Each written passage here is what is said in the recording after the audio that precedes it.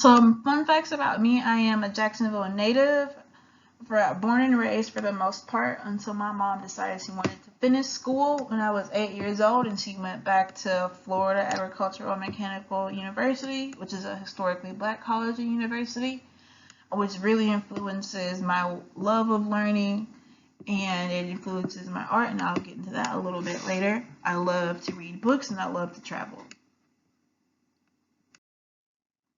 So who I am exactly. I am a sculptor, that's what my concentration is in. I am a metal and woodworker. My primary processes include casting, printmaking, and collaging. Printmaking is my second favorite process because it's very forgiving and therapeutic. It helps me give me a rough draft for my sketches, and it helps me outline my research and create better proposals.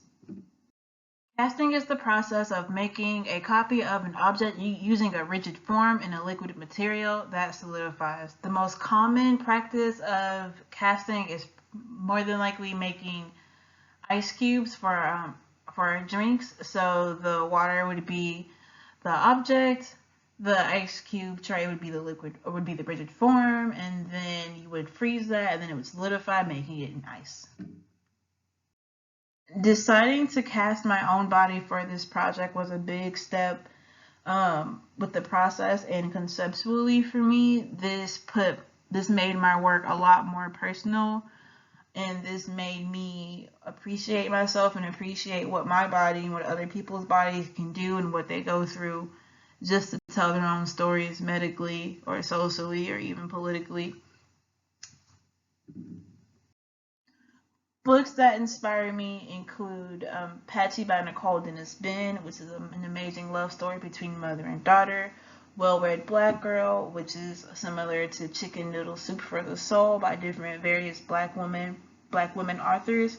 And the most influential book is Harold and the Purple Crayon, and the reason for that is that's the first book I could remember reading by myself.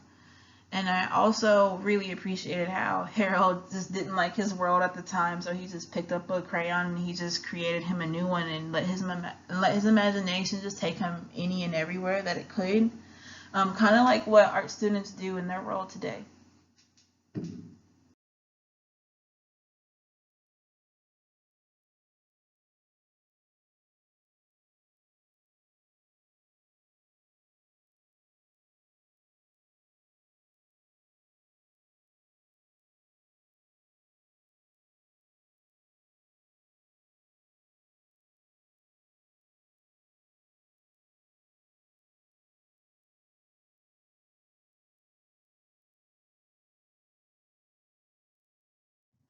Alison Saar and her work was a really big inspiration to me for this piece, because that Alison Saar bases and focuses on black women and black storytelling and black pain without being super traumatic.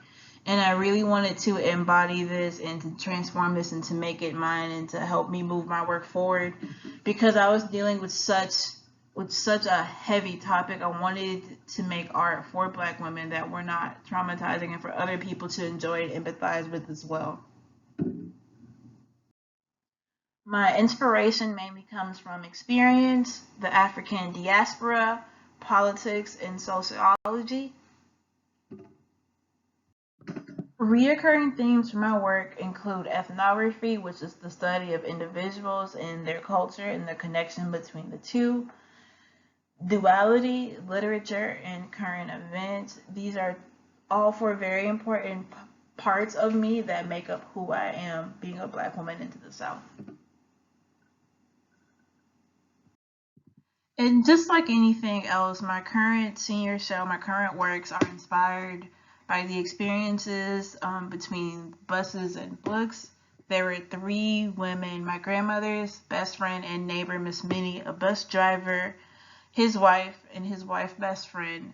None of these women were like directly related, but they all had one thing in common, that they passed away from dialysis within about 6 months of each other. And I was wondering to myself, hearing the story on the bus and listening to the story from my grandmother, I was wondering why dialysis were more in African American neighborhoods versus anywhere else. And I wondered why the effects of dialysis were disproportionately affecting African Americans opposed to any other races. So with that information and that experience, I started to do more research, and I came across a book called Medical Apartheid: The Dark History of Medical Experimentation on Black Africans from Colonial Times to the Present, written by Harriet A. Washington. And this book touches the bases from slavery all the way up to the present times, about 2005, of different experiments done on Black people for medical advancement. Here's a little bit more background information about my current work.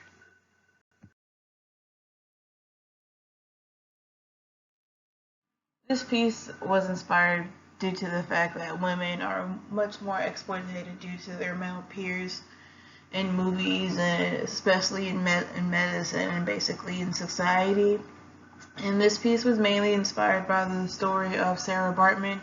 Sarah Bartman was a slave who was exploited for her body parts, and she passed away under the age of 30. And when she passed away, she was still kept and exploited. She was never buried until 1997, and she was exploited and kept in museums for people to still come look at her body parts even after she passed away, which is just terrifying to me.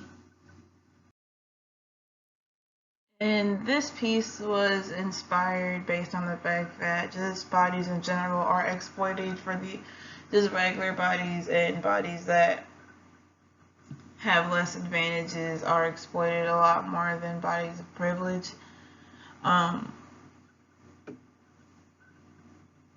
Especially your back, because you use your back mainly to work, and your back is one of the most easiest injuries to get if you're being careless with how you lift things and carry out on your daily tasks. So that's why I wanted to cast my back and showcase that. And this is my earlier work, The Internet, and this was inspired by different opinions on the internet and how they affect us. And here are some of my earlier works. These are Seed Series 1, 2, and 3. They tried to bury us, but they didn't know that we were seeds, anonymous. And most of these pieces are cast in iron or bronze, and they have other mixed media elements. This was inspired by Maya Angelou's autobiography and the different things that she was going through while she was becoming a famous writer. Thank you so much for coming.